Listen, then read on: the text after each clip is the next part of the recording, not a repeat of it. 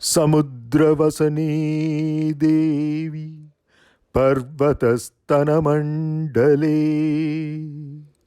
विष्णुपत्न्यै नमस्तुभ्यं पादस्पर्शं क्षमस्व मे. Those who dare to fly don't care to leave their footprints behind. Welcome to FVS.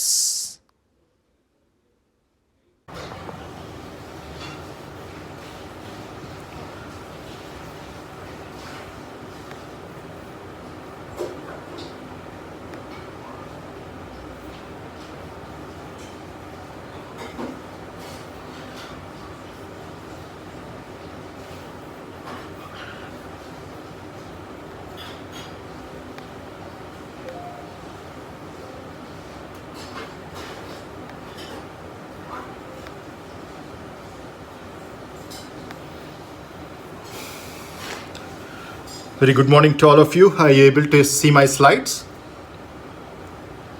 Yes, sir. Okay. Yeah, sorry for the delay. This week has been, in fact, the whole month has been very hectic with Vaibhav because we are kind of winding up all those reports from the various sessions that we had, the horizontals, the verticals, and we have a few meetings lined up this whole week. So I've been running from one meeting to the other. So that's the reason for the delay in beginning this class.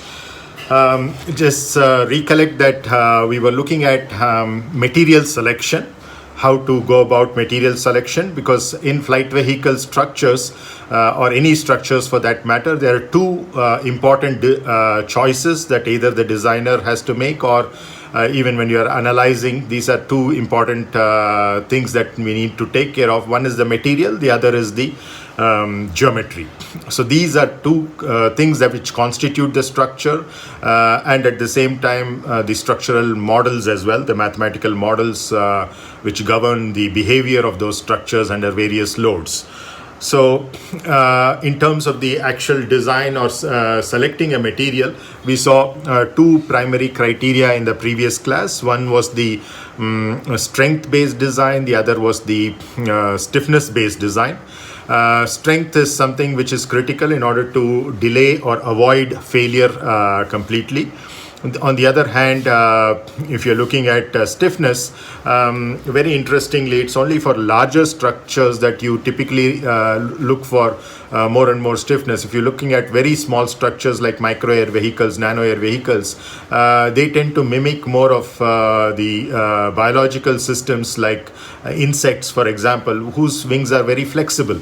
And in fact, those flexible wings, which have very low stiffness, that's what it means, because flexibility and stiffness are quantities which are inversely proportional to each other. So more the flexibility, the lesser the stiffness.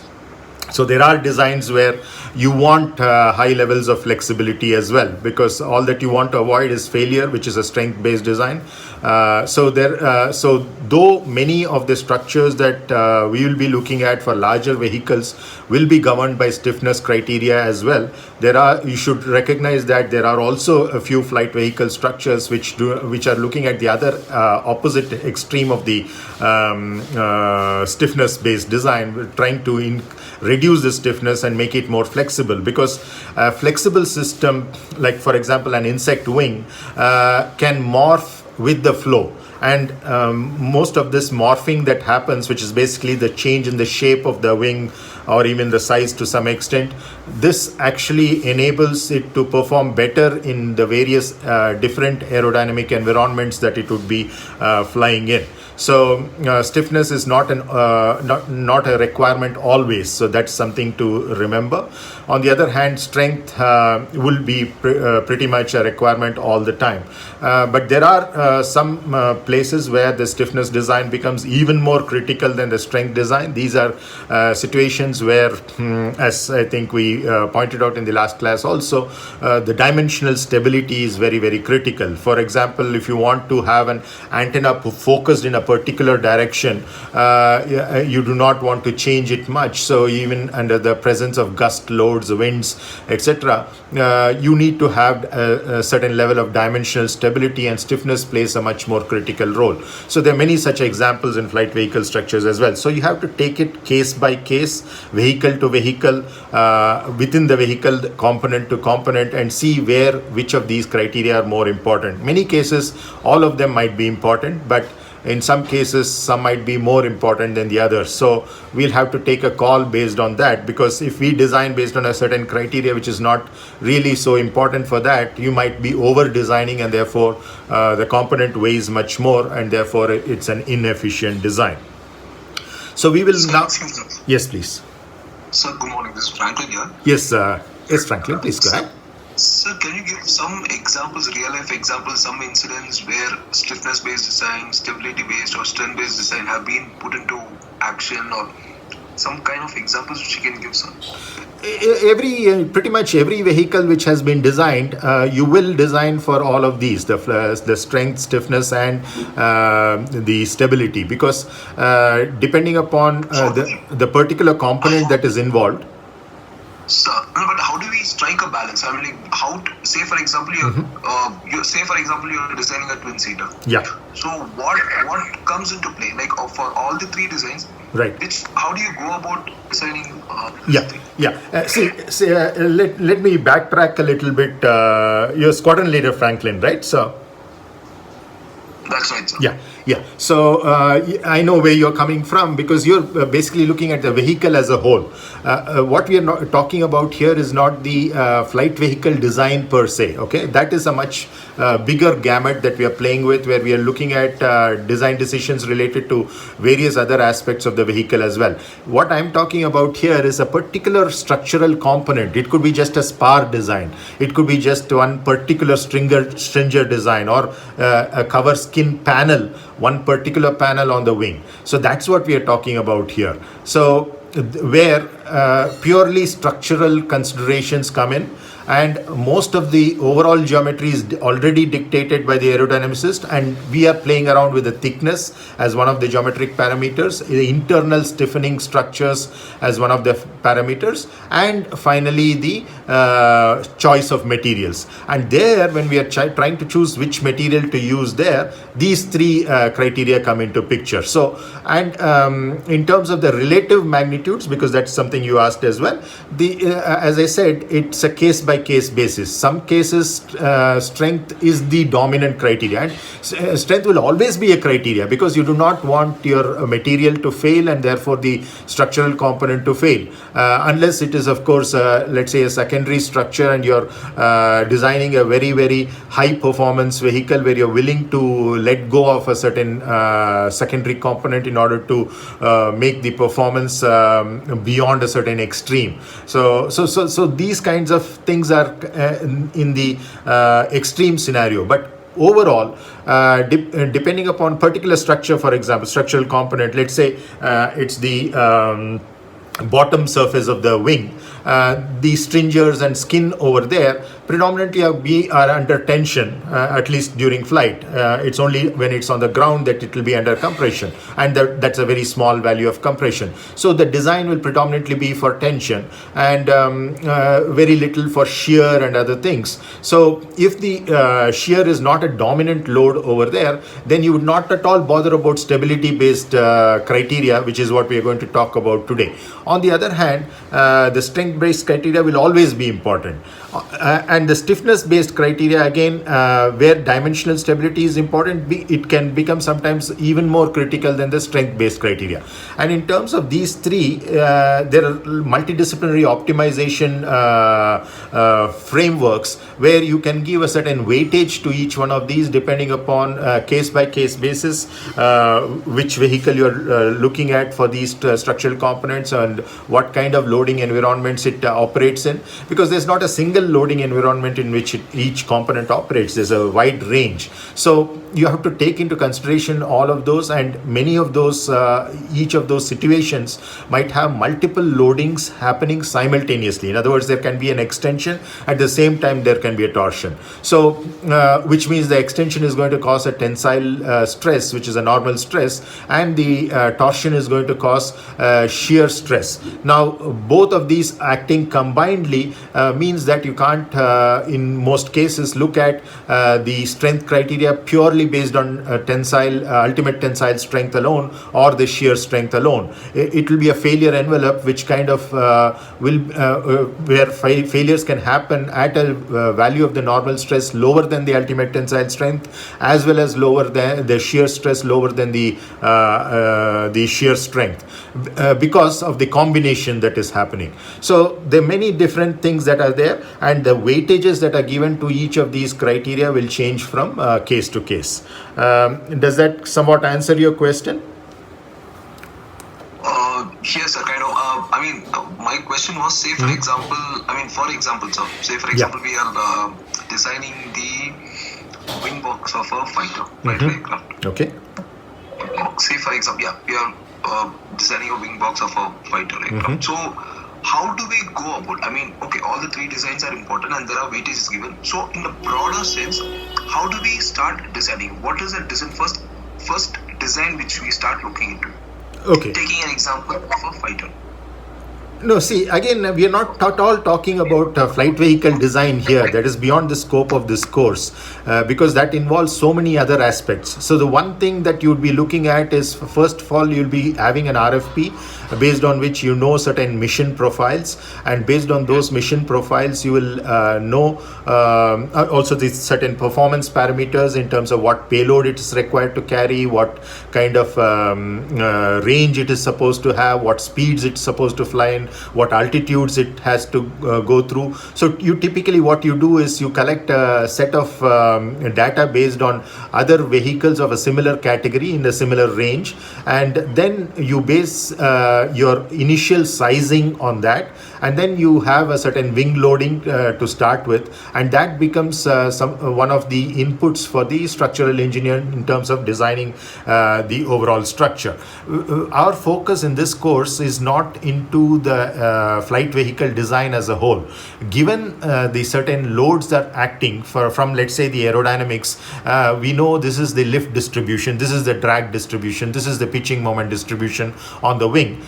So based on that, we know if the wing as a structure, as a cantilever beam, we are designing the whole wing, be it a fighter, be it whatever, that load is actually given to us, and that overall shape is given to us. For a fighter, it could probably be a delta wing, which is because it is flying in the supersonic regime and you want to reduce the wave drag, etc. But what we are talking about is, given those loads and given the overall shape, how are we going to design the interior components? First of all, what will be the thickness of the skin, how it will change probably along the various directions, the chordwise and spanwise directions, and then within that, how you're going to put, how many stiffeners you're going to put, and each one of these stiffeners, what shape it is going to be, what size it is going to be, and these design decisions in the interior of the structural components is where the particular choice of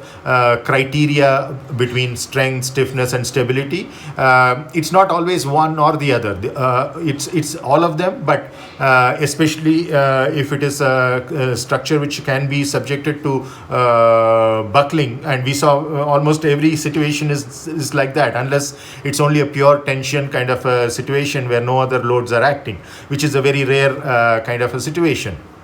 So in most cases, all of these three criteria will be important, but relative importance can change. So what you will do is you will optimize probably one of them, with the other two being certain constraints. You do not want to reduce the stiffness beyond a certain level. You do not want to reduce the stability characteristics beyond a certain level, but strength becomes a primary criteria to design. So it could be the other way around too. So that is all that is our prerogative right now. We are not going beyond that. So we are trying to look at each one of these structural components and looking at because these terms like stability take on a wholly different perspective when you're talking of a vehicle as a whole. You're talking of the flight vehicle stability, then you talk of the longitudinal stability, the lateral stability, how many of these things are coupled to each other, how the stability is related to the controllability, what level of maneuverability is required for that fighter, and therefore are you willing to go with an unstable kind of a design, at least for certain aspects of the aircraft. So these are all things that come in. So these same terms of course mean the same thing, but in terms of what is the takeaway from it for us, in terms of how we are going to mathematically model and apply it, is going to have subtle differences. So let's not confuse between flight vehicle design and flight vehicle structural design. The flight vehicle structural design is a small part of the overall flight vehicle design, and our focus will be entirely on the structural design. Okay? Yes, thank you, sir. Sure. So we will continue with the third criteria today, stability-based material selection, and this is critical for those components which are subjected to compression and also shear or torsion. Now, the other thing that we'll look at in today's class is continuing with the material selection. Suppose we decide it's a composite. Why do we decide it's a composite rather than a metallic alloy? So some advantages obviously composite should have compared to the conventional metallic alloys. So we'll look at some of them because we saw a few numbers last time for the metals, and when we were talking of the strength criteria in particular. And then we also will look at within the composite what are the components, constituents rather, and those constituents, why those constituents are required, why in a fiber form, what is the role of the matrix, etc. So these questions we'll try to answer today.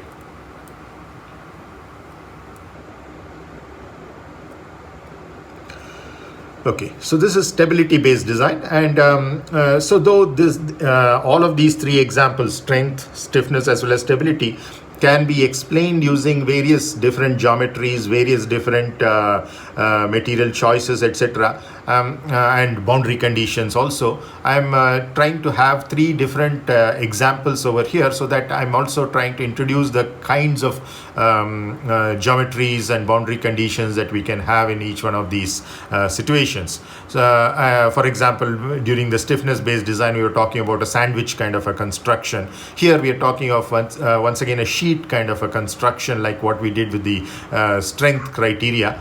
And here, because stability is involved, we are applying a compressive load, but it could be a shear load in the other direction, as I explained to you using some schematic drawings in the last class. In a different direction, it could become a compressive load.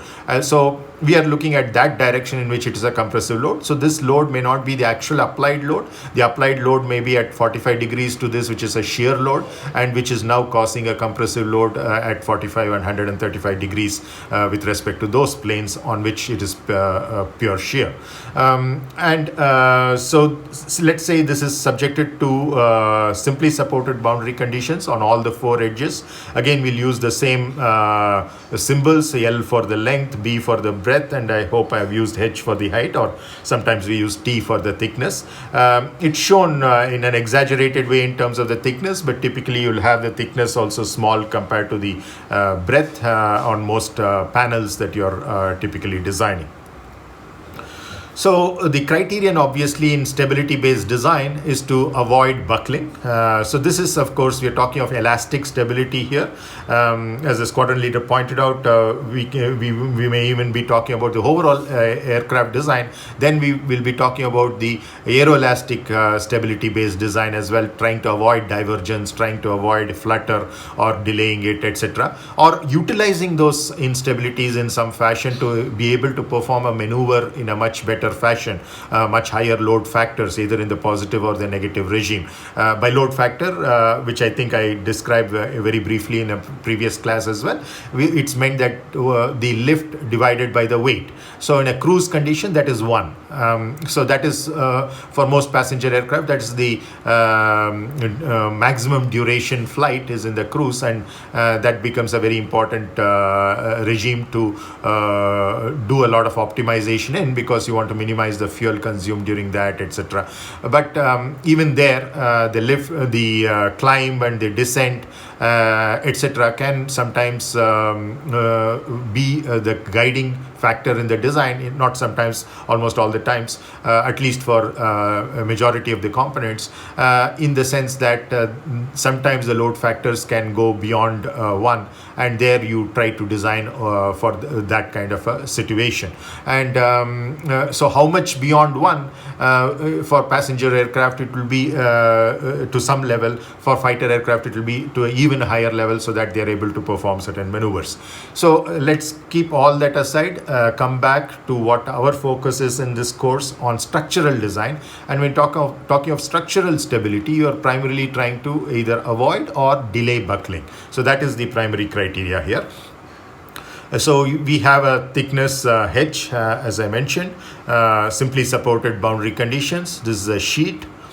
Now there is an in-plane compressive load that is being applied. So these terms again and again will be throwing up. So we have to recognize what in-plane means, because this is a sheet, anything which is in the plane of that sheet. So because this load P is acting in the plane of the sheet, as opposed to any load which might be coming perpendicular to the sheet, which could be, let's say, pressure distribution on the skin, etc. Instead, we are talking of an in-plane load. The in-plane load could be a compressive load, it could be a tensile load, it could be a shear load, but it's basically, and could be operating on any one of these edges or all of them. So in this particular example, we are taking a situation where we are applying a compressive load on one edge and the compressive load on the other edge. Once again, St. Venant's principle comes into picture. So how you distribute that load doesn't matter when you're looking at the interiors, but close to the edge, it really matters. So right now we are ignoring these edge effects, which are also critical for the design, but we are looking at the interiors and seeing how the design will actually take place.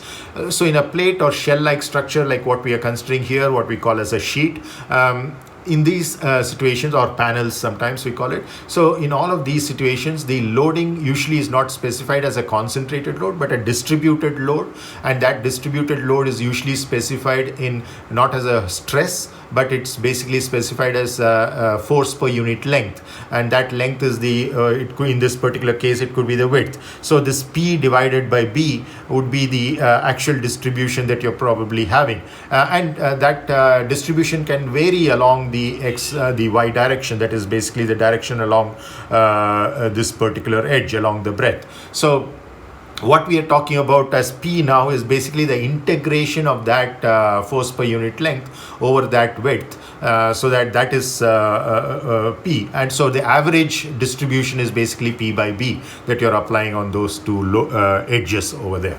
So this is an in-plane compressive load, P.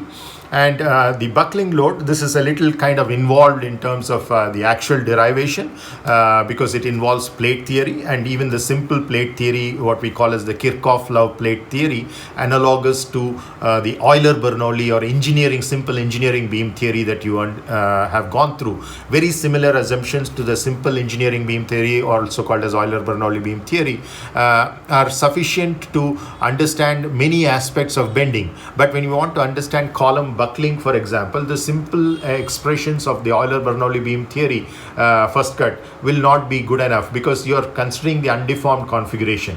So you'll have to consider that there is some kind of a disturbance, as you might remember, those of you who have studied buckling in strength of materials, etc. So when there is, let's say, a compressive load, obviously in an idealized situation, there is not going to be any transverse deflection. All the deflection has to be along the length, but that's not what is actually happening happening, right? There is actually some deflection that is happening either because of an eccentricity in the load application or because of some imperfection either in the geometry or in the material distribution within the structure, and therefore once the load goes beyond a certain point, it basically buckles. That's basically the instability we are talking about in the case of a column. And in order to be able to analyze that, what we have to do is, to start with itself, we take a deflected shape, and on the deflected shape we apply this compressive load, and that compressive load in turn determines as we go on increasing it, reaches a particular level where it's a threshold level which we call as the critical load or Euler load, and that particular level for if it's simply supported column, then it becomes pi squared EI by L squared, and that's where it basically buckles. Same way in this case, what we are talking about is not a column but now a sheet. Now when talking about a sheet, you do not have a 1D model like an Euler-Bernoulli beam model. Instead you have what is called as the Kirchhoff law plate theory, or you can extend that with initial curvature to a shell theory also. But that Kirchhoff law plate theory also, once again, when you are applying the compressive load, it will not work as long as you are not considering any initial imperfections either in the geometry, material, or as an eccentricity in the application of the load.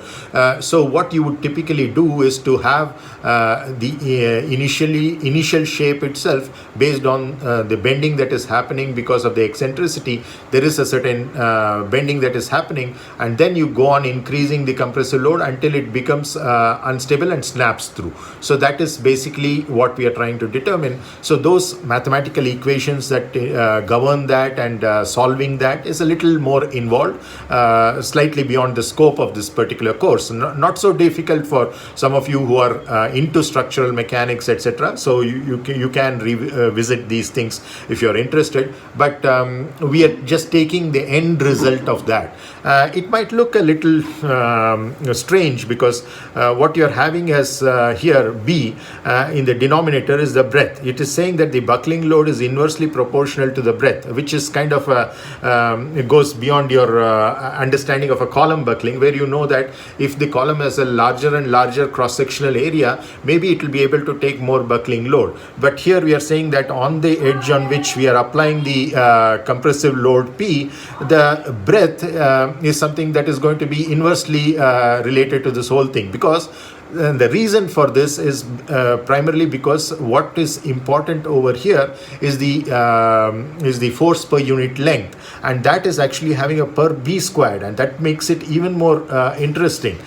So I cannot go into all those details in terms of the derivation, but this is precisely how it is. But there are certain things which you can see is a kind of a direct fallout or a logical extension from your column theory. Like I said, pi squared EI by L squared is the Euler buckling in a similar situation of a simply supported situation of a beam, where B is small compared to L as well. Whereas here, the example that we are taking is B is of the same order of magnitude as L, and that's why beam theory is not applicable. You have to go for a plate theory. So from a pi squared EI by L squared, if you just look at it, that quantity is proportional to EI, which is the bending stiffness.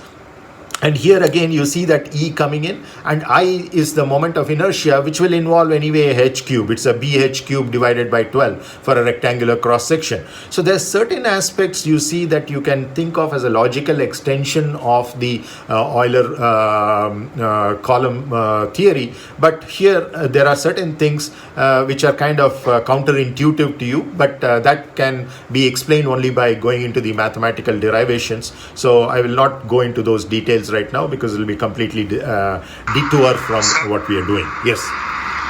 Sir, doesn't the critical load depends on the length of the sheet? Yes, it does. So that's why I'm just putting it as a proportionality factor over here. So L will definitely be one of the determining factors. So I'm not saying this is equal to. This is proportional to, there are certain things which we are saying that from the panel design perspective, the length of the panel is already dictated by the aerodynamicist. Maybe it's the chord length of airfoil, or let's say if it's a very small aircraft, the entire span length of in a particular direction. So we are not looking at those aspects over which we do not have much control.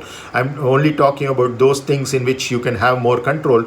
B is something you might have a control over, because instead of a single panel, you might be able to put two panels in that particular direction. Therefore, each panel becomes a B by 2, even though overall B might be given by the aerodynamicist. So that's the reason why I'm not going to all the details of this. It's purely from the perspective of stability-based design, from the perspective of choosing the material. That's all that we are trying to do over here. Is that clear? Yes, sir. Yes. Yeah. So you're absolutely right, because L, as you know, in the column buckling, that is in fact the more critical thing up next to the thickness. That is what is the most critical thing that determines it, and more the length, the more the susceptibility to buckling. You're absolutely right. So here we are talking of a plate over here, and now the mass of the plate or sheet once again is just a cuboid we are considering. So breadth into height into length is the volume, multiplied by the mass density rho gives the mass big M. That's very straightforward.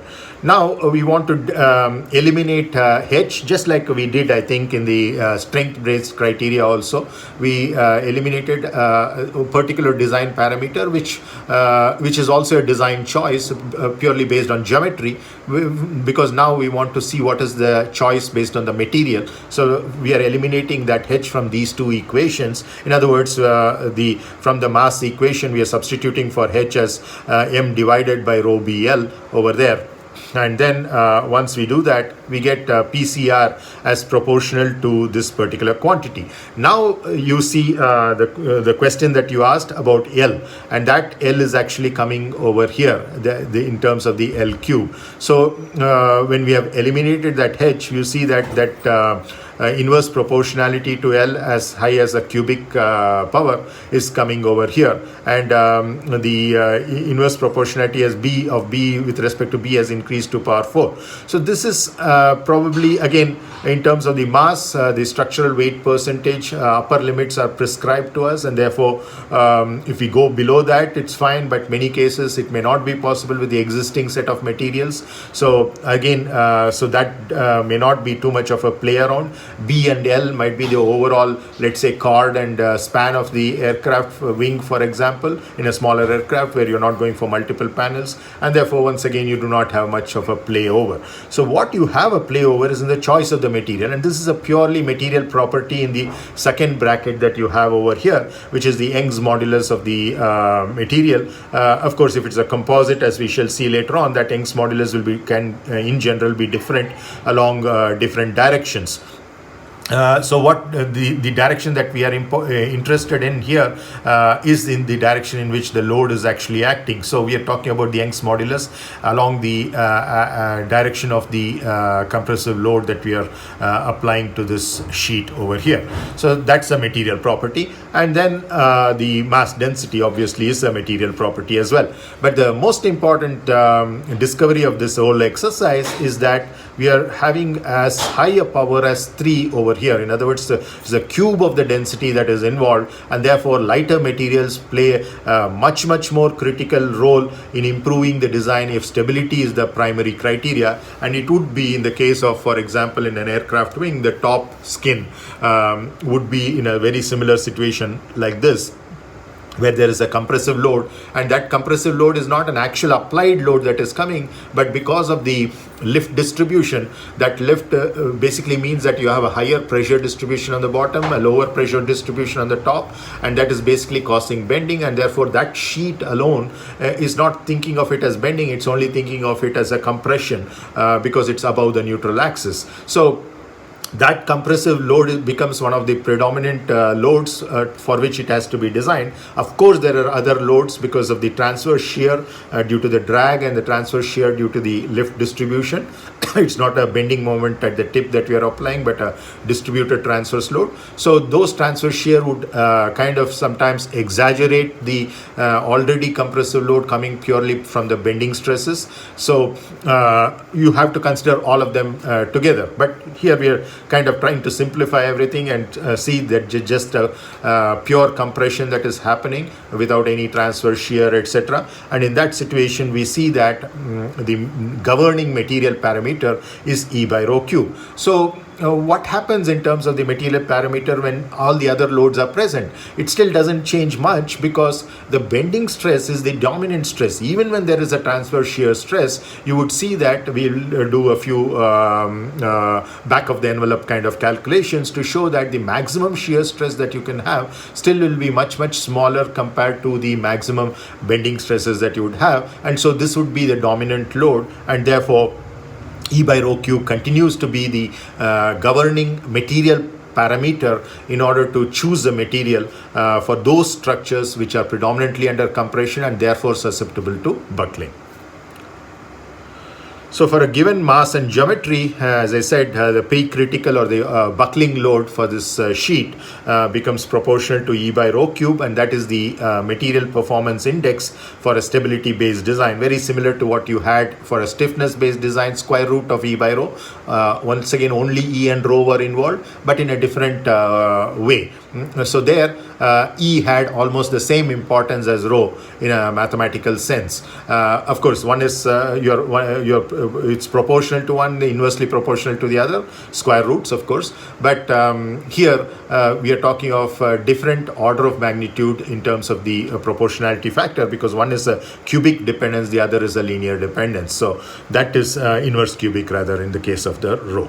Are there any questions on this? Sir, yeah. One question, Vignesh here. Yes, Vignesh. So M and B will depend on the aerodynamic loads, right? From the aerodynamicist will give. Yeah, B and L are typically dictated by the aerodynamicist. The M also from the aerodynamics perspective, or rather moreover the overall vehicle design perspective, we know that the weight of the aircraft can be divided into many parts. One is the weight of the payload that you're going to carry, which could be the passengers, cargo, etc. The second is the fuel that you're going to carry, which depends on the engine performance as well as the what range of the aircraft that you want, or what is the maximum distance that you want the aircraft to fly, etc. Then you would have the let's say the other components like the engine, landing gear, etc., which are essential for the aircraft to fly. And then you have the there can be various miscellaneous things. Let me dump all of that into this. So the fourth thing that you're predominantly taking care of is the structural weight. That is the empty structural weight, those load-bearing structures which are able to handle all of these, because you have many other miscellaneous things like the control systems, their weights, the avionics, etc. But for example, components inside the aircraft will vary from the components outside, and if there is a cabin pressurization that's required, so the loads inside the aircraft will also, let's say if it's a cargo, heavy cargo aircraft, right. Inside the material inside the aircraft will not have that much aerodynamic impact, but only the wings and materials outside will have those. But load, and there are several parts inside the aircraft as well, which will also depend on this, right? Correct. There's pressurization. Yeah, absolutely. And see that, so that structural weight, the percentage of the overall weight is already dictated. This is the maximum you can go to. Let's say about 20%, 25% at the most in today's technology. You're not allowed to have, let's say the overall, the entire aircraft weighs about a ton. You can't exceed your structural weight beyond a quarter ton, because that needs to be, the remaining needs to be distributed between all these other things. So you're working within that. The overall weight, maximum takeoff weight is again a major design parameter which is decided, and therefore once we say quarter of that, the overall mass of the structure is decided. And within that mass, we are breaking it up into various component masses, and therefore the mass that I can allocate for this particular sheet is already decided. So that is the reason why we are pushing this M out. But again, within that there are various possibilities. I don't have just this sheet, right? I can have in fact in most semi-monocoque constructions, large aircraft or faster aircraft, you will have the stringers coming in. So it's a distribution of that weight between the stringers and the skin. So here whatever we are talking about, the buckling load over here is for an unstiffened panel over here we are talking, and that is still an important consideration to take even in a semi-monocoque construction, because when you have let's say in a skin you have these stringers coming up, between two stringers you can think of it as a panel which is kind of an unstiffened panel. So that is that small sector of that overall panel is what we are now looking at, and taking those stringers as the boundary conditions for that particular panel. So even in a semi-monocoque construction, analyzing a sheet alone sometimes becomes important, because you're just looking at one panel between two transverse stiffeners and between two stringers. So that particular panel is what we are focusing on, and its mass is kind of fixed based on the other design parameter that we kind of eliminated, right, H. So and also based on, as I said, the overall structural weight which is given to us and which is now to be distributed between these various components that we are trying to design. Thank you, sir. Yeah, welcome. Any other questions on the stability based design? Sir, I'm Harshit here. Yes, Ashin. Sir, in stability-based design, what we mean actually by this stability term means how we are defining stability. Okay. Very good question, because this is something that is will be much more precisely defined, for example, in your navigation guidance and control course as well as your flight mechanics course. But from our perspective, all that we are saying is that when there is an increase in there is a structure, let us say, which means it's already made out of a certain material, made out of a certain made with a certain geometry, which means size and the shape, everything is fixed, and it's subject to certain loads. Now as you are increasing the loads, you increase it, let's say infinitesimally, by infinitesimal amounts. Let's say the initial load is P, you make it P plus delta P, P plus 2 delta P, etc. Slowly you start increasing the load. The deflections will also increase slowly if it is a stable configuration.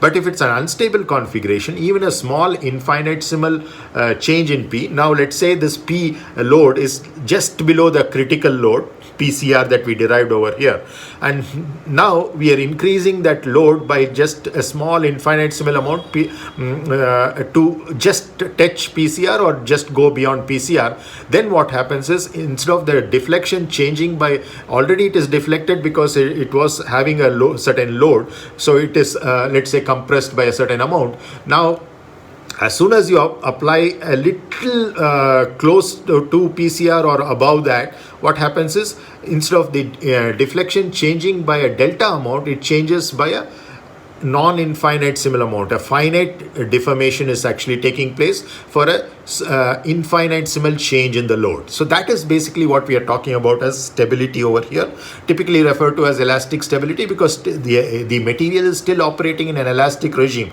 The material has not failed, but the overall structure is failing now. It's basically kinking. So you can think of it as just as a sheet of paper, for example. It's not able to take much of a bending load. So if because it's not able to take compression, right? Now if suppose I apply only the compression, you see beyond a certain value it will kink like that. So in other words, I have only increased the load slightly, but you see the amount of deflection that it's increasing by, that is basically much higher, right? So that kind of infinitesimal change in load resulting in a finite change in the deflection is what we are referring to as an instability over here, and that's typically referred to as buckling. Clear? Okay, sir. Thank you. Sir, this So there disorder are just before you I answer you. Of course, there are mathematically much more stringent definitions of stability and all that. We are again beyond the scope of this particular course. You will see certain aspects of it, as I said, in the other two courses. So hold on till in case you have not yet already experienced that. From our perspective, this is more than enough. A qualitative definition in the sense of what elastic stability is. Yes, the next question, please. Sir, this is about stiffness based design, sir. Okay. Like a radar antenna, sir, where it is mounted, may be a bracket, sir. Yeah. Though that bracket would be designed on this stiffness based design. That is what I've understood. Absolutely. And for the places where we need a deflection which is actually proportional to the defined deflection with the defined loading, where there will use a stability based design.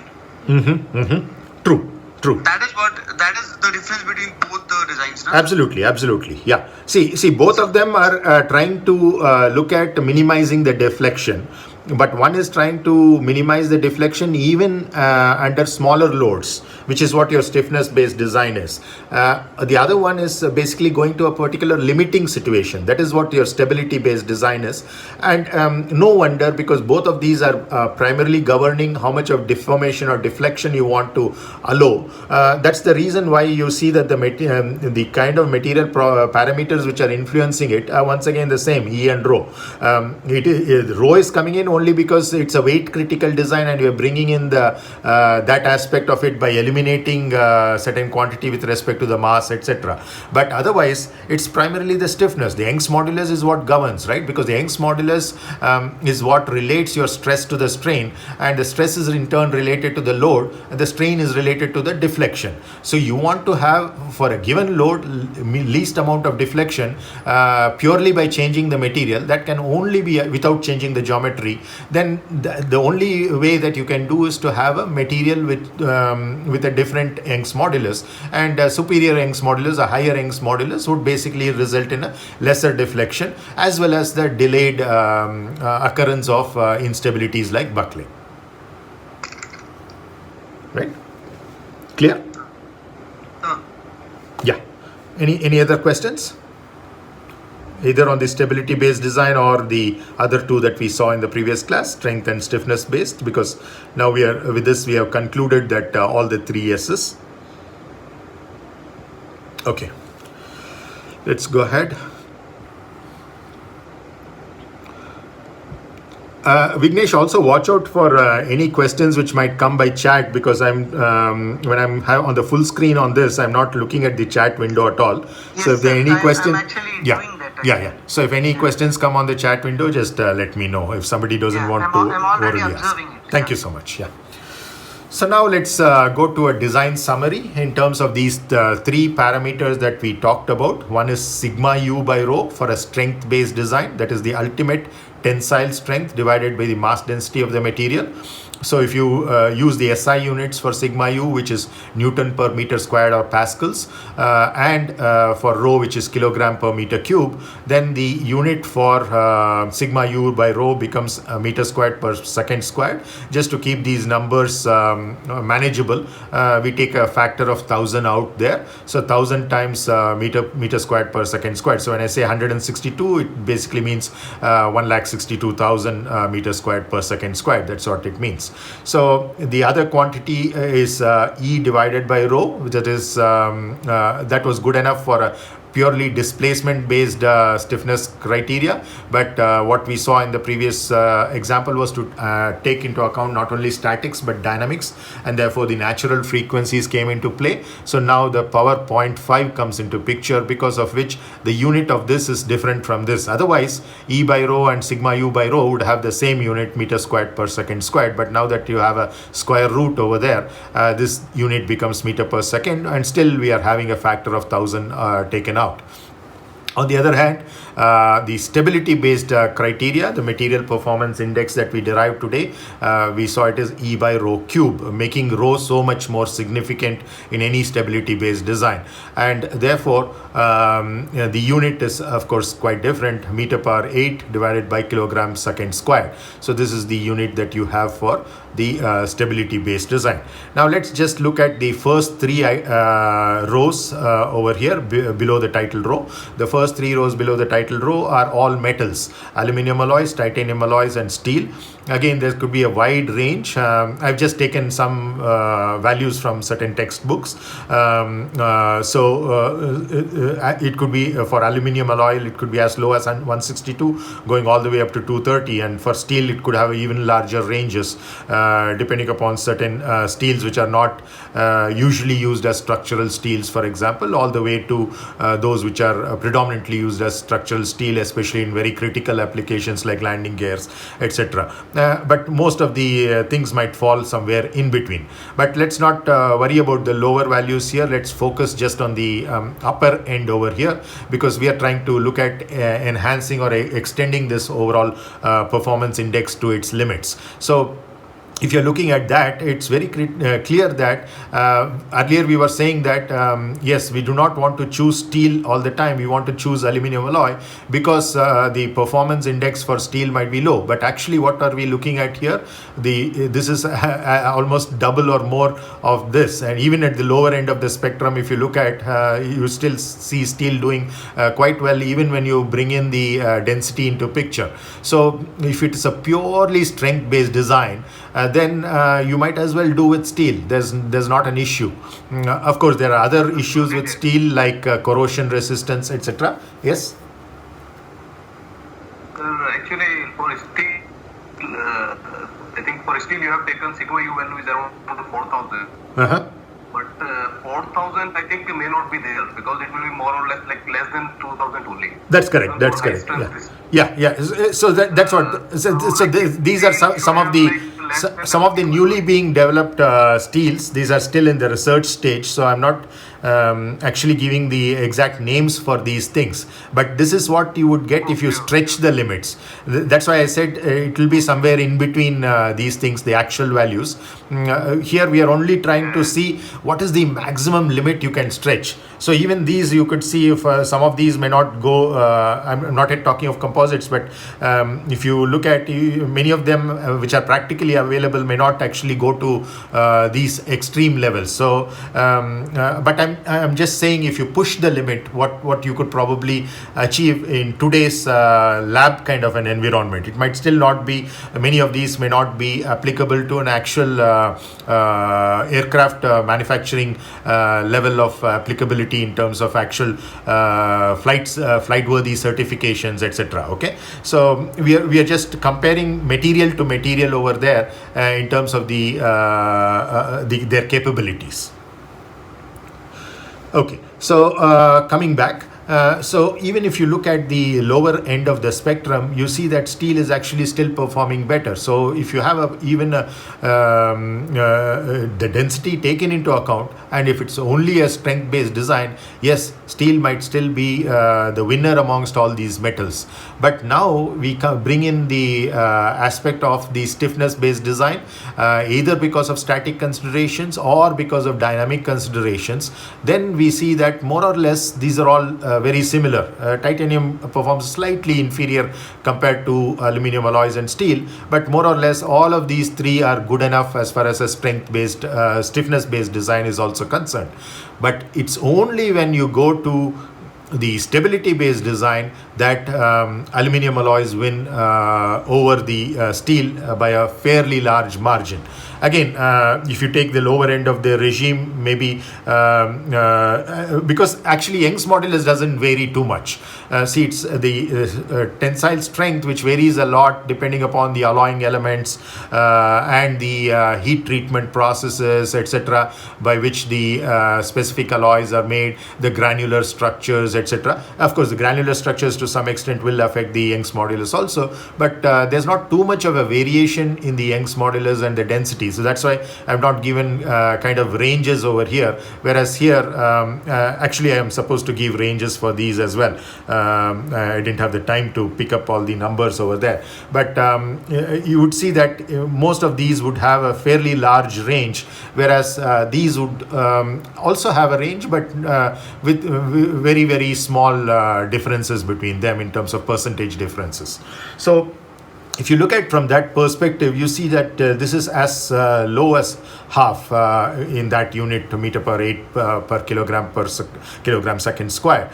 So it's this is almost as high as 7 to 8 times, and that's the reason why aluminum alloys had become so very popular in many of the aircraft designs, because a large number of aircraft structural components can be subjected to compressive loads, and even if they are not subjected to compressive loads, compression might be happening indirectly through either torsion and or transverse shear coming because of the out of plane loads that are acting on the structure, which will become the dominant things that are there more than any in plane loads in many of these structures. So is this clear in terms of the differences between the metallic elements alone, why aluminium is a much more preferred structure compared to the steels and the titanium alloys? Okay, so now but still you see that titanium is used quite extensively because of its high temperature capabilities and a few other important performance parameters. But right now we are focusing only on these three primary structural considerations, and from this those highlighted in black are the ones which seem the more promising ones. Now we bring in the composites into the picture, and we see that even already we said that 532 was pushing the limits way beyond, but now if we bring in the composites, you see that there's a tremendous improvement, almost 2 to 3 times that of even steel, even in the strength based design. And if you look at let us say the stiffness based design, you would have as high as 13.3, which is again almost 2 to 3 times the maximum that you had with the typical metallic alloys which were used in aircraft vehicles. And the final thing, of course, the knockout is in terms of the E by rho cube, which is a deciding factor for a lot of components, and you see a huge difference over there. But again, we are trying to push the extremes here. You may not get as much of a payoff as this, but still, even let's say if you have half of this, I think that's good enough that you're actually living with that kind of a range that you're looking at in terms of the factor by which you have improved over the metallic alloys. So Vignesh here. Yes, Vignesh. How about silicon carbide with the composites, like silicon? So what is the thing? I mean, Vaibhav, I think, was discussing, many researchers were discussing that as well. So. Yeah, good question. So if you look at the composites that I have represented here, the first one refers to the fiber, the second one refers to the matrix. So EP is standing for epoxy over there, and these are all values for very high volume fractions of the fiber, which means almost it's approaching the values of the fiber itself in terms of the property, because as I said, I'm trying to stretch the limits for these materials in terms of what their capabilities are, but in reality it will be lower than these, but it will be of the order of 1,000 or so. So that is what we are looking at. Now coming to silicon carbide. Now the silicon carbide fiber is silicon carbide, as you know, is a ceramic. See, typically all structural materials can be divided into 3 categories: polymers, metals, and ceramics. Now each of them have their own advantages and disadvantages. The metal is highly ductile and therefore you can easily shape it, and etc. On the other hand, the polymer is also something that can be easily shaped because of the manufacturing processes involved, but once it is kind of cured, it becomes a brittle material, very similar to a ceramic. But so the idea of a composite, you're trying to combine the advantages and disadvantages of all of these while trying to avoid the disadvantages of them. So a silicon carbide fiber typically is used in a high temperature application because ceramics are very useful there. But if you're using a silicon carbide fiber, you will not go with the epoxy matrix over there. You will go with a matrix which is also high temperature capable. So for example, it could be a metal matrix which is higher temperature capable compared to the epoxy or any polymer matrices. Or you go to ceramic matrices also, where silicon carbide kind of a configuration, where the fiber is also reinforcement is also silicon carbide, the matrix is also silicon carbide, but of course of different properties and different manufacturing processes, etc. So the choice of these matrices in particular is predominantly based on the temperature range of operation of the particular component. What are the in the typical loading scenario, what kind of an thermal environment does it operate in? So that determines what kind of matrix you go for. For lower temperatures, thermoset and thermoplastic matrices might be good enough. Usually many of the aerospace applications would use epoxy. Again, epoxy, there are many different classes of epoxies, each with their own different properties. And then here you see there is an example in the case of boron fiber. We are talking of an aluminium matrix. So this aluminium that was could be used by itself now is being used as a matrix along with the boron fiber, and now you see the huge improvement that is happening. Even though you're having an aluminum matrix, the fact that you put boron fibers in it has increased its strength quite a bit. It may not be so much, but still there will be a substantial increase over that of the original aluminum alloy. And then here you see the much bigger difference in terms of the ratios when you go to the stiffness and stability based design criteria. So the silicon carbide, the reason why it was talked about, as you rightly observed in Vaibhav, is it plays a very critical role in aircraft engines, because in the initial stages of the aircraft engine, where you have the compressor, the temperature is not very high, but still beyond a certain point you can't use polymer matrix composites as you approach the combustor. So again, there are many different types of engines: turbo props, turbo fans, turbo jet, etc. For simplicity, let's just look at three sections of the engine. One is the compressor stage, where you're trying to reduce the velocity, increase the pressure. Then the combustor stage, where you're pumping in the fuel and burning the fuel using the air that is coming in, which is already slowed down but at higher pressure. Now the burnt exhaust, that is the air plus the fuel mixture after burning, is having much higher pressure, and now that is expanded through the turbine. And so once again, that it's opposite of what the compressor does. So you're basically trying to increase the velocity while decreasing the pressure, and it comes out at a very high speed, and that creates Newton's, according to Newton's third law, force in the opposite direction. So that's for a layman, we can just describe how this whole engine operates. Now, it's very clear to see in this range, even a metal matrix composite might be good enough. Polymer matrix might be good enough for, let's say, a fan, etc., early stage, or even in a turboprop, the propellers, etc. Even the simple polymer matrix composites might be good. But as you go closer and closer to the combustor, you might need a metal matrix composite. But once you come beyond the combustor to, let's say, the turbine section, these blades have to be made out of a ceramic matrix composite, or some of these super alloys that you have, like the nickel based super alloys, Inconel. If some of you attended the talk by Rama yesterday, the PhD colloquium, you would have seen he's talking about Inconel over there. It's a nickel based super alloy which is commonly used on almost 30% of the aircraft engines. So now you look at that, again, its temperature capabilities are not good enough. So you have to have active cooling systems, etc. But if you bring in, let's say, ceramic matrix composite like a silicon carbide, etc., and design it appropriately, it is possible that you can either do away with those cooling systems or reduce their weights by substantial amounts. So that is the reason why these are very, very critical, because they can improve your engine efficiency tremendously. And those, unfortunately, are not available. There are only very few companies which actually deal with this, and these are all the engine companies. Again, a number of companies across the world which make aircraft engines is very, very limited. Some of the major names being Pratt & Whitney, Rolls-Royce, General Electric, Snecma, etc.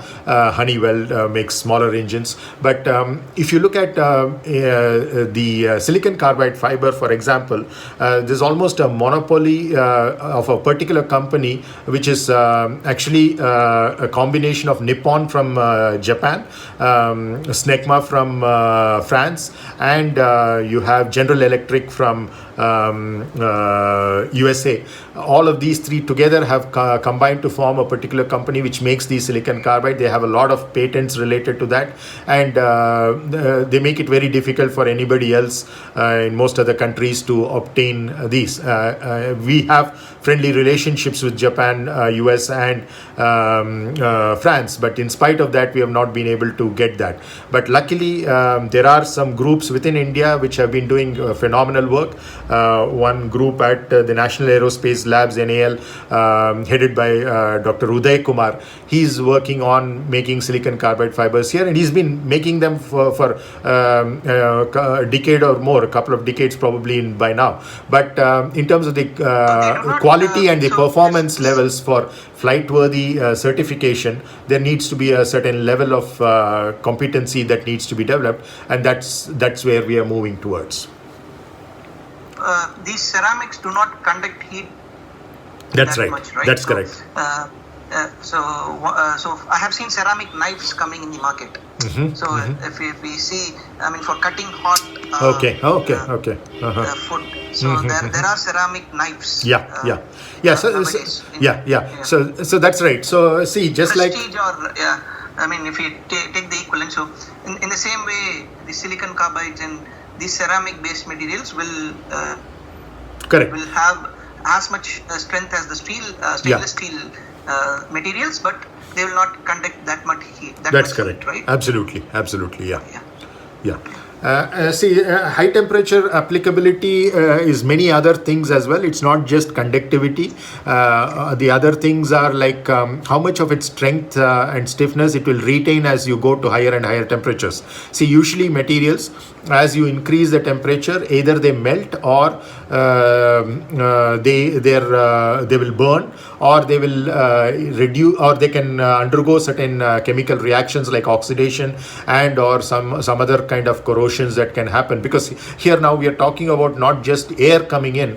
Air is already burnt with fuel, so the exhaust is having a lot of other gases as well. So it is a very corrosive environment. So the ability to maintain in such a corrosive environment at high temperature, you should still be able to maintain the strength and stiffness. At normal room temperatures, many of these materials might have very high strength and stiffness, but at that temperature, will they still retain at least 60 to 70% of their strength and stiffness? That's the question. So only then you would call that kind of a material as a high temperature material. Yeah, you were mentioning about the engine design. And how it's applied, these materials are applied there. I was also thinking about hypersonic missile design and hypersonic aircraft design. So these materials will also play a role there, right? Absolutely, so when the temperature through the surface of the aircraft increases, or especially. That's correct. So there, see, you typically use a scramjet where you do not have any more compressor and turbine. So it's you're allowing the combustion to take place at the supersonic speeds at which the aircraft is flying, and therefore the air inflow into the engine.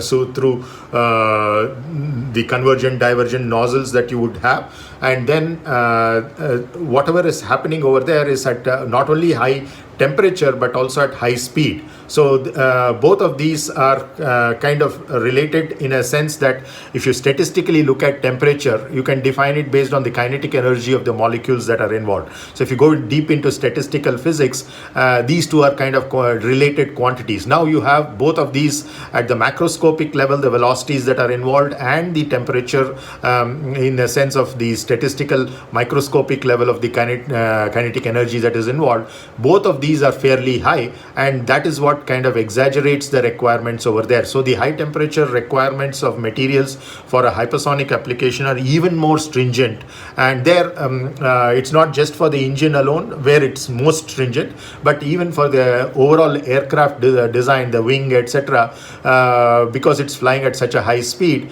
the heating that is involved is fairly important. Even more critical is for, as many of your classmates from ISRO might relate to this, is in terms of re-entry vehicles. If you have a re-entry vehicle that is coming into the Earth's atmosphere at even higher speeds, and that can many times burn out, so you need a lot of thermal protection systems, TPS as we call it, over there. So you can, for example, use carbon-carbon composites over there, which tend to extend the overall thing. And sometimes you might even have sacrificial layers which are allowed to burn out, so that as the structure comes down, to some extent you're already taken care of all these things by some of those elements actually burning out. So there are many different aspects to this. But in terms of the overall choice of materials that you have, if you're looking at typical conventional materials, you have metals, polymers, and ceramics. And polymers take the least level of temperature loads. The metals take slightly higher temperatures, and the ceramics take the highest temperature that you have.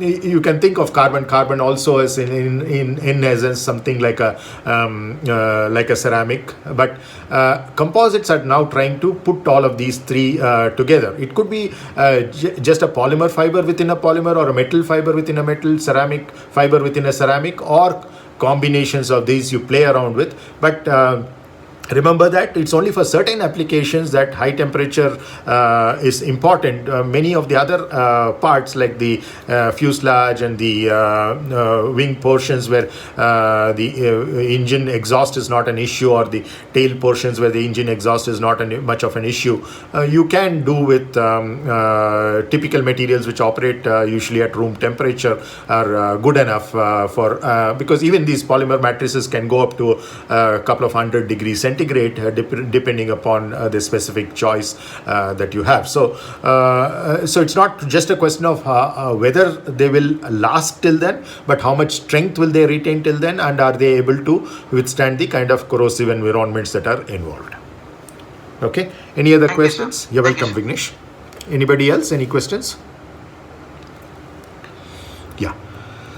So let's move on. So now let's see why use composites. Obviously, it's supposed to have certain advantages compared to the other materials that are there. We'll come to these drawings later. First, we'll look at the summary from the previous three slides that we had, including the two from the previous class and one from today. We were talking about these material performance indices: sigma U by rho, E by rho square root, whole square root that is, and E by rho cube. For the strength, stiffness, and stability based design as the material performance criteria respectively.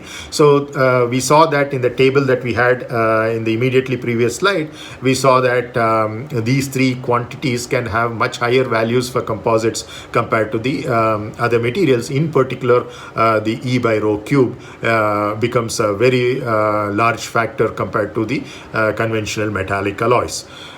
more than that, or rather in addition to that, a very important advantage with composites over the conventional materials is that it has a unique flexibility in design capabilities and considerations. That is, you have that level of tailorability.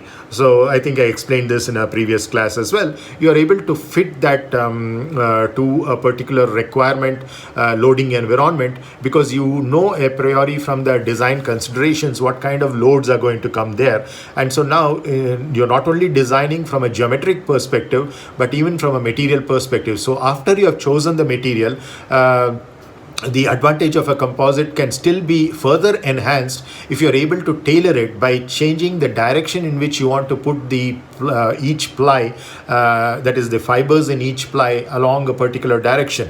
For example, if you have a structure which you know is not going to be subjected to anything other than let's say tensile loads in a particular direction, and the direction is also not going to change, any other loading situation might be much less critical compared to this particular loading situation for that component, then obviously you put all the fibers along that along the direction in which the load is expected to be large, tensile load. So that's basically you would stack ply after ply having all 0-degree fibers. That means all fibers are running along the same direction as the load of that particular component. So now on the other hand, in reality what you have is you have situations where the structure can be loaded in other directions or simultaneously loaded in both the directions. Yes, one of them might be dominant compared to the other. So in the dominant direction you still have a lot of these 0-degree plies, but in the other directions also you put a few plies, let's say 90 degrees. If there are only 0 and 90 degrees, you call it as a cross ply laminate. But in general, for example, if it's something which is undergoing only pure shear, either because of transverse shear or because of torsion, a plus minus 45 degree would be the most ideal kind of a situation over there. So in other words, the load is basically acting like this, the torsional load, or let's say a shear load, shear force over here, that is the dominant load in this case. So then you put one layer which is at 45 degrees to that, and another which is at minus 45 degrees to that, so that this plus minus 45 degrees takes care of that. I'm just oversimplifying this whole thing because in reality you will not just have 2 layers, etc. You'll have a fairly large number of layers depending upon a particular the magnitude of the loads that are involved with the structure and the overall size of the structure, etc. But the dominant directions is also like a geometric design. So you're not only shaping the overall structure in terms of its shape and size, but you're also shaping within that structural component, even after the overall thickness has been determined, each layer which direction the fibers are going to be. So one more level of play you have in terms of the design parameters, and that gives you a lot of flexibility in terms of your design capabilities. You have the same set of plies, but you put it in different directions for different components in order to achieve different capabilities in terms of being able to handle different loading environments. So that tailorability or flexibility in design is what is very critical from a structural point of view. We will see related to other points of view also as the last bullet in this. The third thing that is again in favor of using composites is that there is an ease of fabrication, because these materials unlike metals, again there's a range of availability patterns over there as well, but here there is an even more bigger range that you have.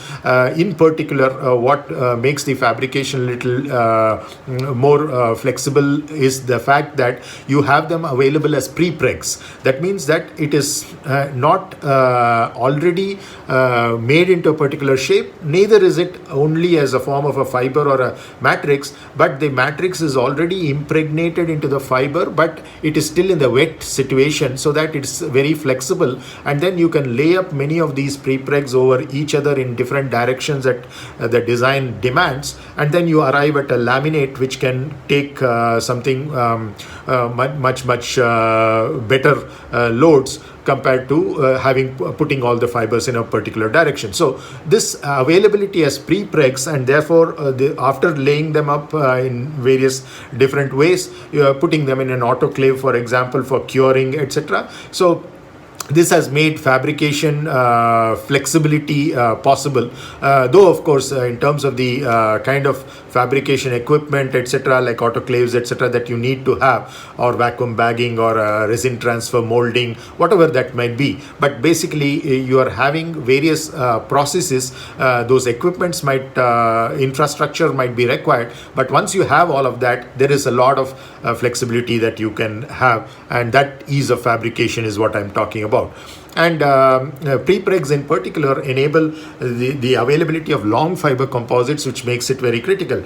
A lot of people, when we talk of long fiber composites, think of long fibers to mean meters, etc. In a filament winding kind of a situation, yes, you might have fibers which are so continuous, and you have for various applications, like let's say solid rocket motor casing, whether it's for a missile application or for a satellite launch vehicle, different stages, you have these filament wound structures going to fairly large thicknesses, etc. There you have much longer fibers, but for many situations as low as 10 millimeters is considered as a long fiber, because of the fact that the diameter of these fibers, let's say carbon fiber for example, is of the order of the diameter is of the order of 10 microns.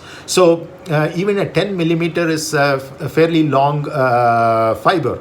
So when we say continuous fiber, do not always necessarily think it's running for meters. It could be of the order of a few millimeters or a few centimeters. That should be good enough, because of a very interesting feature of composites, as we share. I don't know if you'll have the time to see, but those of you who are specializing in structures should definitely look at this, because the mathematical derivation is really beautiful for that, in terms of the differential equation and the solution that is involved.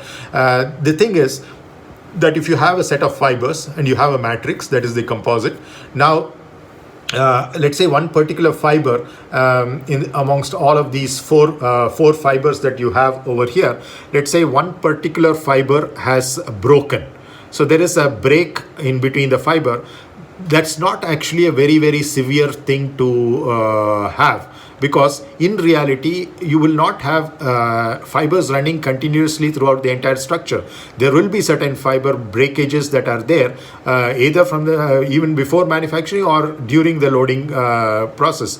But why that is not a very big issue is that the way the stress transfer takes place between the fibers and the load. So that is basically what is happening, is that you have the matrix over here, which can transfer the load from one fiber to the other fiber. So if this fiber is broken, what happens is that the matrix recognizes that this is a stress-free end of the fiber, and therefore transfers the load from the rest of the fiber over here to the next fibers, that are adjacent fibers that are there, which are still continuous. And then what actually happens is that this fiber is still able to retain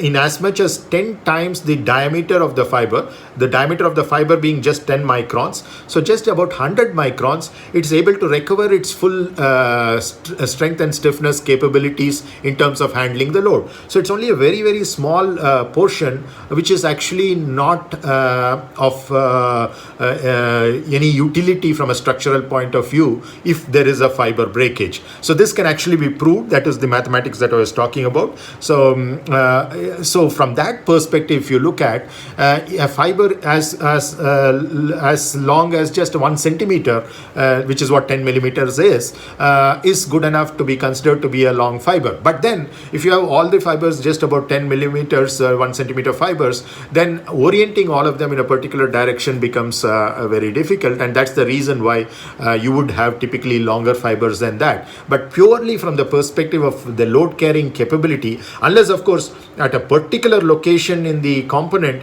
all the fibers have broken, then you have only the matrix left, and then you have a tensile load on this. That particular junction where the fibers are all broken becomes a weak junction, because the matrix is expected to take all the load, and it will definitely not have as much strength as the fibers or even the composite, and therefore it will easily fail. But very rarely you have that kind of a situation unless you have allowed that loading situation, for example, in an experiment where you're actually trying to test up to failure a particular specimen, then you keep pulling it until the final failure occurs of the structure and it breaks into two parts or more.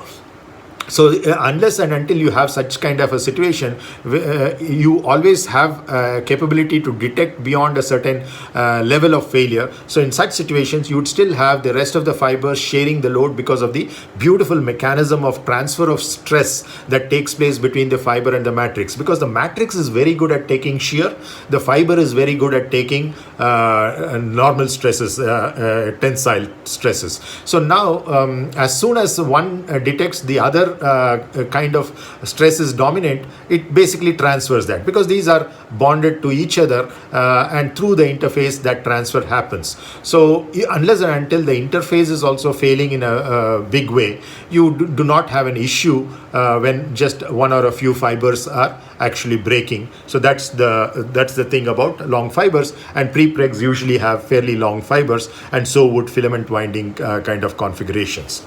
The other availability of composite raw material is in the form of sheet molding compounds. So these are compounds which can then be molded into sheet forms. So typically in these also you have fibers which are of the order of 1 inch or so approximately, and so that again makes some of the applications, especially in automobile industry, etc., very easy. Then even shorter than that, you have the bulk molding compounds, where you go for randomly distributed fibers, not as high performance as the long fiber composites in prepregs, etc., but you would have many advantages of composites still retained over there. The main advantage over here, of course, in bulk molding composites is that you have the costs are much lesser compared to the other conventional methods of having raw composites and manufacturing them. Especially autoclave manufacturing is a little expensive and avoided for low cost products. Then the other important thing, and this of course is restricted not to all composites but just to polymer matrix composites, because in this class or course, or for that matter most of the literature, you would see that if composites are mentioned without any qualification, they mostly refer to polymer matrix composites, because they have been the dominant composite over many decades now. Metal matrix composites and ceramic matrix composites have been around, but in terms of the actual utilization, they are relatively recent, and therefore you specifically mention that in those cases. So metal matrix composite will of course have a large thermal expansion, but polymer matrix composite, which is a dominant composite, has a very low thermal expansion because the matrix dominates that the overall expansion efforts, and the matrix is what is mostly exposed to the external environment as well, and it's mostly insulating in nature, and therefore the thermal conductivity is being low. It doesn't transmit it to the fiber. So even if the fiber is, let's say, a high thermal expansion coefficient fiber, still it may not be an issue, because overall the composite will still have lower coefficients of thermal expansion.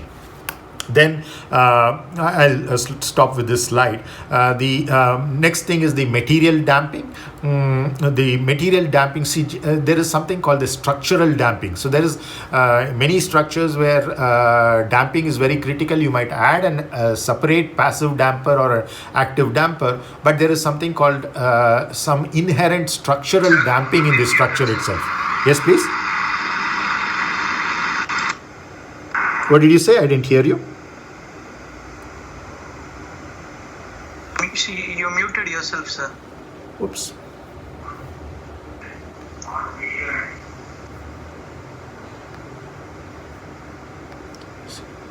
Our video, huh? When did that happen? How long have I been muted? Just a few seconds. Okay, good. Glad I didn't talk to the wall. Okay, so coming back. When you started material damping. Okay. I don't know how that happened. Okay. Anyway, the material damping, maybe that was a sign from somebody that I'm exceeding the time.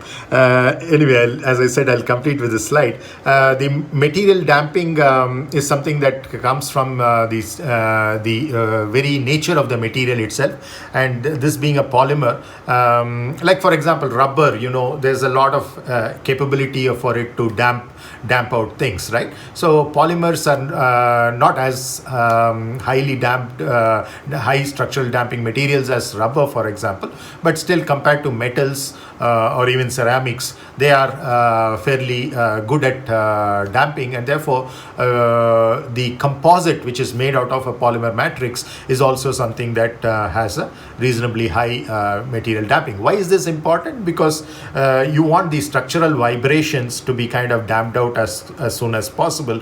You do not want them to continue or grow. So damping plays an important role. So you will study probably when you take courses related to structural dynamics, etc. We're talking about infinite degree of freedom systems of flexible bodies under vibration, etc. You'll be talking about some of these aspects related to, because I think in a single degree of freedom system you've probably only talked about viscous damping, etc. But structural damping or material level damping plays a very critical role for a lot of dynamic applications as well. So that is an advantage of composites. Okay. Next is the superior resistance that it has to corrosion compared to, for example, steel alloys or even titanium alloys to some extent. They are quite poor under corrosion. So whereas these alloys would require a coating in order to safeguard them from the kind of corrosive environments that they might be operating in.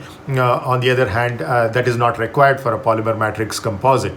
But on the other hand, there are certain things like lightning protection, etc., where you might need certain coatings that are required over here as well.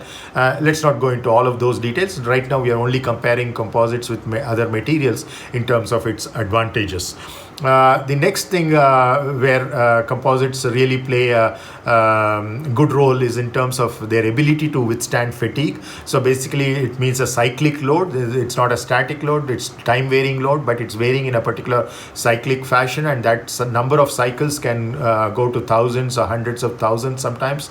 So the ability to retain a certain level of strength, material performance, in spite of having gone through many cycles. So this again, English is a beautiful language. The way it is constructed, many of these words have a lot of significance to how we experience certain things and how the material experiences it as well. When you talk about fatigue, we are tired and we've been working for a long period of time. Our capabilities or our efficiency comes down. So same way with the material, its strength falls down. So you have something called the SN curve, which basically says as the number of cycles increases, how much does the strength drop? It keeps dropping by a certain amount. So after every thousands of cycles, it keeps on dropping, and that is basically what we are talking about here of composites having better fatigue performance. In other words, the drop in strength with a certain number of cycles is smaller compared to most metallic alloys. Again, specific numbers we need to see, specific composites we need to see, but this is an overall qualitative statement that we are making at this point of time. The third thing is the resistance to damage. So damage resistance obviously very important, because that's what failure avoidance is all about. So the reason why these are able to have a much higher damage tolerance is because they have a very high fracture toughness. Fracture toughness basically means that if you're plotting stress versus strain, you have a particular curve that is coming, and that curve, the area under that particular curve gives the energy density which can be stored. In other words, how much of strain energy you can store in a unit volume of that material is what until failure occurs is what that gives, and that area under the stress strain curve until failure is much larger for many composites compared to conventional metallic materials like aluminum alloys, etc. So therefore, the larger fatigue toughness, fracture toughness rather, enhances its durability because of the delay in damage. The other thing is in terms of the crack growth. Whereas in a homogeneous metal, when there is a crack, it tends to continue to grow. There is nothing which is stopping it. Whereas in a fiber reinforced composite, usually the cracks initiate in a matrix. In the matrix, it grows very easily, but as soon as it encounters a fiber, the fiber is much more stronger and stiffer, so that it cannot be going through the fiber as easily as it went through the matrix. So then it stops, or the growth gets delayed, so it takes more time for it to go around the fiber or to break the fiber. So in that sense, the crack growth rates are much slower compared to many other conventional materials. Then for the same kind of loading situations, boundary conditions, etc. The other thing is going back to in terms of the unique flexibility in design capabilities, that extends not only to structural capabilities but also the electrical and thermal capabilities, because the resistance to electrical and heat resistance can actually be tailored as well by seeing how what kind of fiber you choose, what matrix you choose, what volume fractions you choose, and even having hybrid composites, you can actually tailor how much of heat conduction you want to have, how much of electric conduction you would like to have, and how it should vary along the thickness, etc. There can be a lot of play that you can have over that in terms of the overall design. So I think with this I'll probably stop today's class. If there are any questions, I'll be glad to take.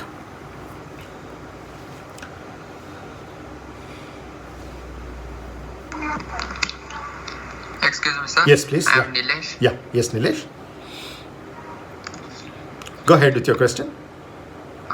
Sir, I have seen leading edge of wings made of metal to avoid damage from bird hits.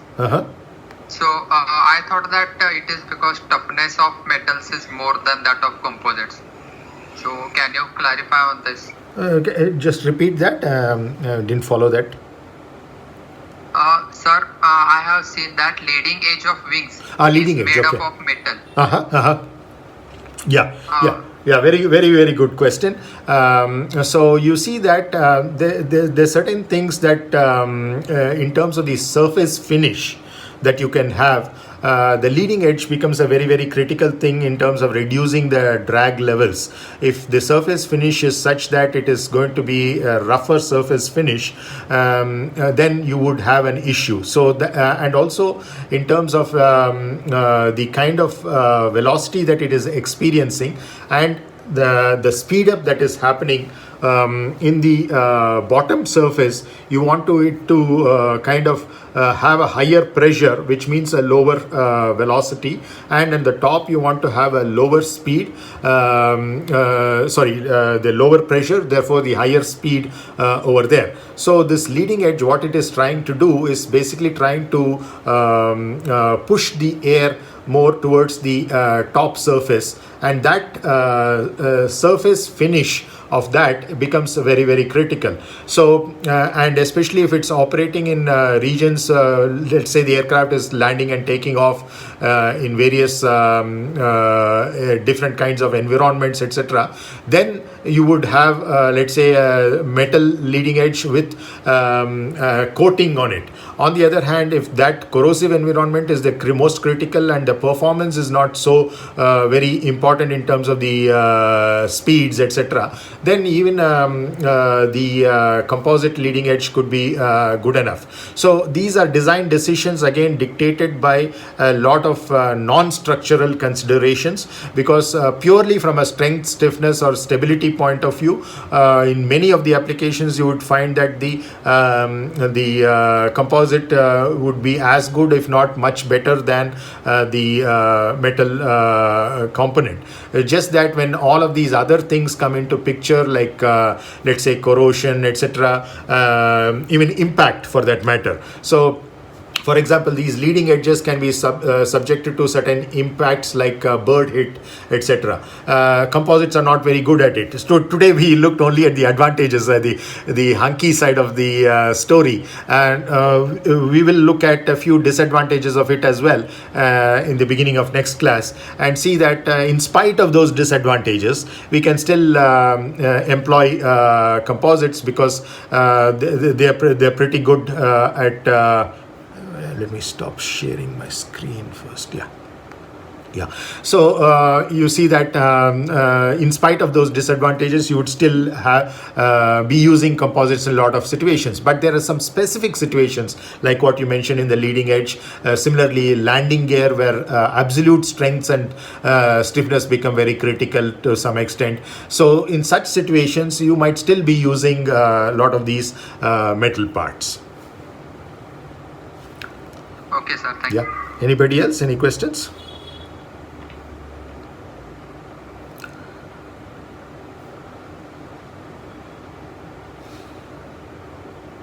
Okay. So it's good. I just saw your chat. You said about bird hits. So that's one of the reasons, because the composites are not very good enough in impact resistance. So if there is a bird hit, especially a polymer matrix composite, there can be a damage which may not be an external damage. It can be actually an internal damage, and that may not be visible in inspections unless non-destructive evaluation of some kind is made for the interior plies which might have cracked. So that can be quite serious in the long run. So that's the reason why you would have that because the composites have a poorer impact resistance in general compared to metals. Again, when we're talking of composites, we're talking of polymer matrix composites here. So strain and toughness is an important criteria there, because you're basically talking about the energy absorption capability, how much of energy it's able to absorb within that. Even more critical structures are like, let's say, in the engine, you would have the structure called the containment ring. So if there is a blade which comes off, that is not supposed to get out of the aircraft engine and hit the wing or the fuselage, etc. It's supposed to be contained within. So that containment structure is actually allowed to fail, but it has to absorb a lot of energy. So that kind of an energy absorption typically is not possible with just a pure polymer matrix composite. You would have usually containment rings made out of let's say some metallic shrouds. So that metallic material becomes the containment structure over there, because its toughness is it's not just the toughness that is important there. The energy absorption is not only in terms of the deflection that it undergoes before the failure, even after failure, because we are allowing the containment structure to fail. So there is a lot of energy absorption that takes place after the material failure in terms of how the material fails, because to fail it absorbs certain amount of energy, and beyond failure also it absorbs certain amount of energy. The only requirement is that the blade should not come out of the engine. So as long as it is contained, that is fine. How badly the containment fails is not of much of a consideration for us. It should not fail in such a bad way that the debris of that comes out. So that is the only thing that we have to avoid. So there what we are talking about is more of an impact resistance. Yes, toughness to some extent plays a role, but that's not the only criteria in determining the impact resistance. Is that clear? Nilesh? Yes, sir. Okay. If there are no further questions, thank you, and we'll meet next Tuesday. Have a great weekend. Mrityunjay मंत्राः त्र्यंबकं यजामहे सुगंधिं पुष्टिवर्धनम् उर्वारुकमिव बन्धनान् मृत्योर्मुक्षीयमामृतात् एते सहस्रमयुतं पाशा मृत्योर्मर्त्याय हन्तवे तान् यज्ञस्य मायया सर्वान् वयजामहे मृत्यवे स्वाहा